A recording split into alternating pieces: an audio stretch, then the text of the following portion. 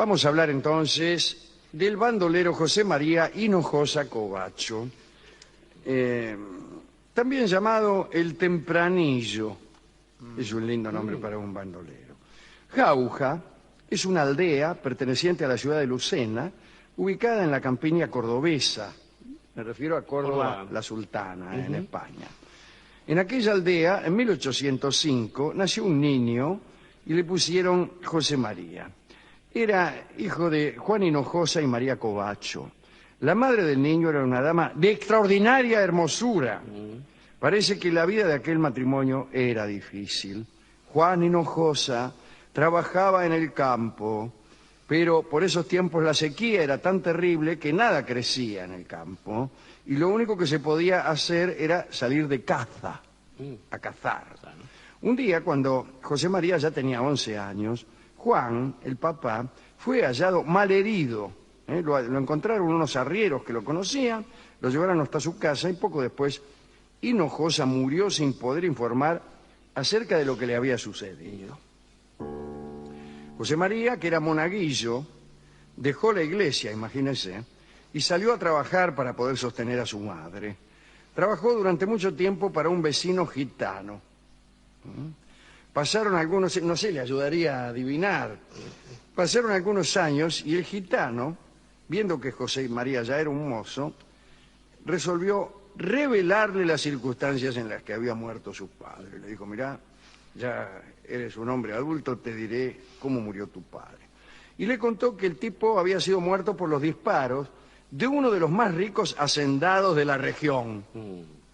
Además, el gitano contó que en realidad aquel hombre pretendía matar al padre de José María para poder seducir a la madre sin obstáculos. Qué feo. Siempre el marido de una dama es más bien un obstáculo para la seducción.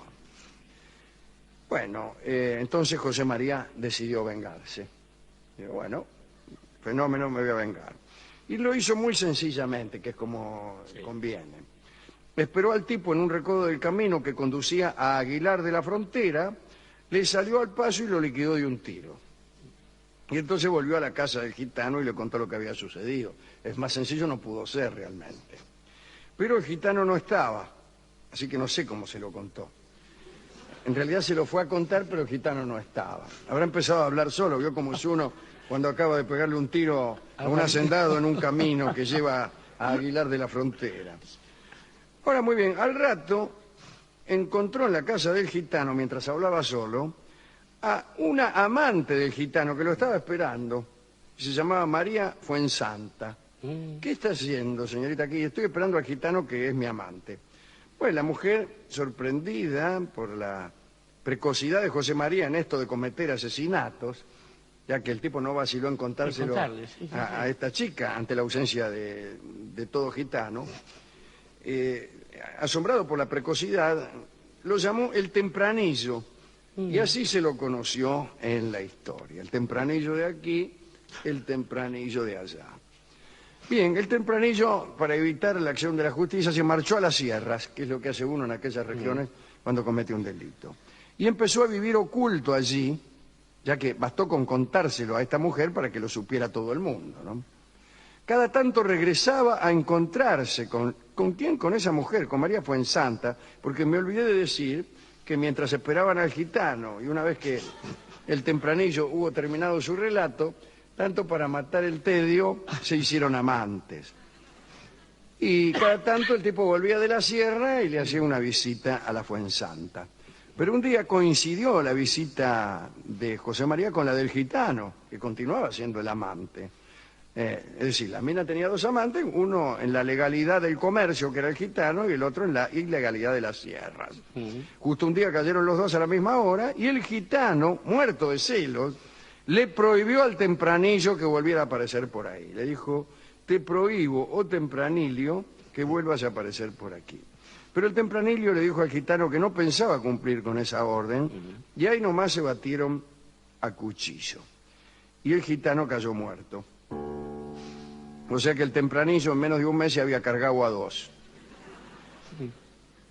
Los pobladores presionaron al corregidor don Pedro Aureoles y Longoria. ¿Qué tal, doctor Aureoles y Longoria? para que persiguiera al Tempranillo. Como el corregidor no disponía de soldados, optó por el siguiente plan. Hizo detener a modo de rehén, prácticamente, a la madre del Tempranillo, la ya mencionada María Covacho, cuya belleza permanecía casi intacta. A esta detención se le dio máxima publicidad con carteles tales como «Hemos detenido a esta mujer», digo yo. El Tempranillo, enterado de la detención de su madre, entonces contestó del siguiente modo: raptó a Clara de Aureoles, que era la hija del corregidor. Muy bien. Dijo: así que vos tenés de rehén a mi madre, bueno, yo la tengo a tu hermana. En realidad a la hija, pero, que a los efectos de retruque quedaba mucho mejor la hermana. Días más tarde, el funcionario reconoció su fracaso y puso en libertad a María Covacho. El fracaso del corregidor fue doble, porque Clara, la hija del funcionario, en vez de regresar, se quedó con el Tempranillo. No se dejó soltar porque se había enamorado. Bueno, el padre, naturalmente horrorizado, cuando la tuvo a tiro, porque ella, bueno, cada tanto iba a visitar lo que yo, la encerró en un convento, la encerró. Incluso acá se dice que cuando el corregidor murió, Clara salió del convento, fue a buscar al Tempranillo y fueron novios un tiempo. Acá todo se soluciona con la muerte de una persona, ¿no? El caso es que el Tempranillo un día reunió a unos hombres y formó una banda para robar en los caminos. Dijo: tengo que ser alguien en la vida. Y sus compañeros más importantes eran el Reynoso, el Nero y el Veneno. Cuentan que allá por 1827 el Tempranillo era prácticamente el dueño de Sierra Morena, desde Despeñaderos al río Guadalquivir, y también el dueño de todos los caminos que conducían desde Córdoba a Jaén y a Granada. El rey Carlos IV había redactado, porque no era Carlos IV el rey ciertamente, había redactado una ley en 1804 a la que Fernando VII, que sí era el rey, dio curso. Fernando VII, el de larga fama. Sí, por la farsa de Bayona y porque era lo que nos hizo el mayo del 10. Y también porque, según parece, jugaba al billar y los cortesanos le dejaban pagas las carambolas. Y claro. Le dejaran 2 bolas juntas y todavía se dice en España, o me gusta creer que todavía se dice, así se las ponían a Fernando VII. Exactamente. Y gracias a un amigo de este programa como Francisco de Goya, sabemos la cara de nabo que tenía Fernando VII. Sí, por más que Goya, digo que no le ponía ni media onda. No. Bueno, los ponía al servicio de una estética a la que convenía más un feo. Bueno, esta ley decía que todos los corregidores tenían amplia facultad para ejecutar a los bandoleros allí donde los prendieran. Pero también toda persona de cualquier estado o condición podía ofenderlos, prenderlos o matarlos. O sea que matabas a un bandolero y encima te felicitaba. La Real Audiencia de Córdoba tentó a sus habitantes a buscar al Tempranillo y ofreció 8.000 reales, que era mucho, a quien lo entregara con o sin vida. Y lo que sigue es propio de un mundo sin medios de comunicación. Tan pronto como el Tempranillo supo que por él se pagarían 8.000 reales, fue hasta la sede del gobierno civil de Córdoba, entró sin ser reconocido y preguntó por el gobernador. El empleado que le salió al encuentro le manifestó que no podía recibirlo. El Tempranillo insistió y le dijo que el asunto que lo llevaba hasta allí estaba relacionado con el Tempranillo. Entonces fue recibido por el gobernador. Cuando quedó solo frente al funcionario, siempre sin ser reconocido, ¿no? Le dijo: le puedo decir algo acerca de ese hombre que usted busca, pero usted me tiene que mostrar los 8.000 reales de la recompensa. Lo que tengo que decir es muy importante, así que hasta que no vea los 8.000 reales uno arriba del otro, yo no voy a empezar a hablar. Muy bien, el gobernador abrió un cajón y le mostró la guita. Y entonces el visitante dijo: bueno, aquí me he traído. Soy el Tempranillo y vengo a buscar mi precio. Le encajó unas trompadas al gobernador, lo ató, se agarró la guita y salió lo más tranquilo. Todas las tropas que tuvieron a cargo del seguimiento del Tempranillo resultaron ineficaces. Muchos propietarios indignados, veo que el propietario enseguida atiende a la indignación. Sí.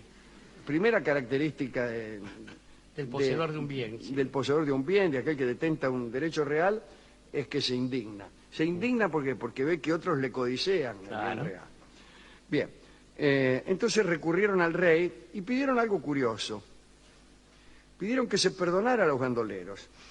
Creyeron que ese era el único modo de terminar con el bandolerismo. Es decir, le perdonaron si prometían no volver a ser bandoleros. Y en agosto de 1832 el rey Fernando VII concedió el perdón a las 3 cuadrillas de los bandoleros más importantes del reino. Todos los perdonados conservaron, incluso como legalizados, bienes legítimos, todo lo que habían afanado, se comprometieron a vivir honradamente, de manera pacífica y bajo las órdenes del rey. El tempranillo lo aceptó y más tarde, siguiendo indicaciones del rey, armó un escuadrón de caballería y pasó de ladrón a vigilante. Bien. Sí. Estos escuadrones de antiguos bandoleros fueron conocidos como contrapartidas. Se enfrentaron al antiguo gremio, que muchos de ellos se habían rehusado a abandonar. Sí. O también había ladrones nuevos, Claro, sí. que no habían sido perdonados porque todavía no habían cometido ningún delito. Y no te pueden perdonar por un delito que todavía no cometí. A cuenta. Perdóneme, padre, a cuenta que el sábado tengo una fiesta. Y resulta que el tempranillo atacó a un tipo llamado El Barba, que tenía una banda nueva, y lo mataron. Lo mataron. Y así terminó la historia de este tempranillo, que también fue tempranillo para morir porque era, ¿no?, muy joven, ¿no? Y aquí estoy. Eso es una linda historia. A mí me gustó la parte donde el tempranillo, sin ser reconocido, entra. A mí me contaron que eso lo hizo John Dillinger. Sí. John Dillinger se metió en una comisaría o en una agencia del FBI, allí donde estaba el entonces joven Hoover, o alguno de sus... Sí, no, sí viene por ahí, porque el FBI estaba justamente, Claro, se crea claro. para agarrar Y se metió enemigo ahí a curiosear. Y lo estaban buscando, era el enemigo público número uno. Claro. Lo buscaban por todo el país, el tipo se metió ahí adentro de la comisaría, estuvo un rato, preguntó 3 giladas y se fue. Es extraordinario. Maravilloso. Y otra cosa me cuentan que Dillinger estuvo en el velorio de la madre de George Raft. Ajá, del El villano actor, que hacía de villano en las películas de Hollywood. Exactamente, el actor George Raft estaba en el velorio de su madre y, buscado por toda la policía, apareció Dillinger. No está mal. A mí me busca toda la policía, pero cumplo con los amigos. Al velorio de un amigo ven. Claro, muy bien. Hay otras historias reflejas en esta, querido Alejandro. Estaba pensando en el caso de Pat Garrett, aquel delincuente conocidísimo en los Estados Unidos, que alguna vez fue beneficiado con el indulto y cuando, semanas después, con el encargo de asumir la jefatura de un pueblito perdido del oeste. Y cuando poco después llegó su amigo, Billy the Kid, Pat Garrett le dijo que la hora se había hecho bueno y se batieron a duelo y lo reventó al Billy the Kid, que murió ahí mismo.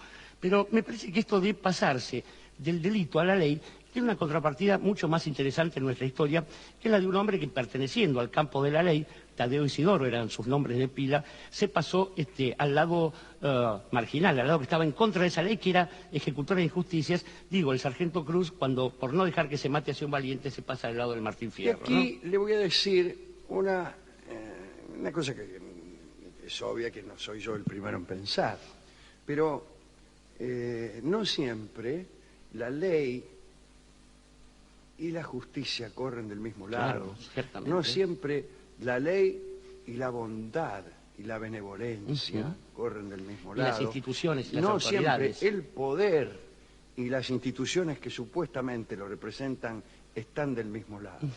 Muchas veces el bien no está del lado de la ley, muchas veces el poder no está del lado del que gobierna.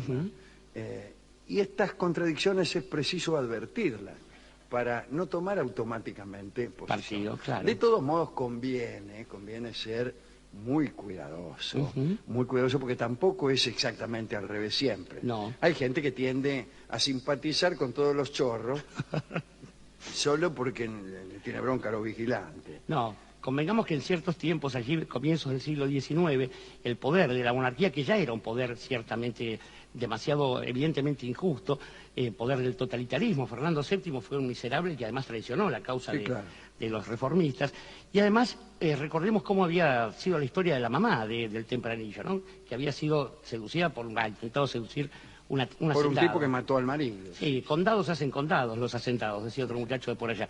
Y en general creo, Alejandro, que quienes se merecen una dedicatoria además de Guillermo Tell o Robin Hood, si alguna vez nos hubieran interesado.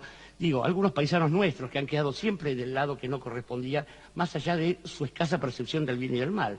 Pienso en Bairoleto, en Hormiga Negra, claro, y en alguien que quizás ya podamos decir el mitológico Juan Moreira. Aquellos que sabiendo que allí donde hay una necesidad hay un derecho, piensan que donde hay una injusticia es necesario que alguien se plante frente a ella, aún sin medios, de puro guapo nomás.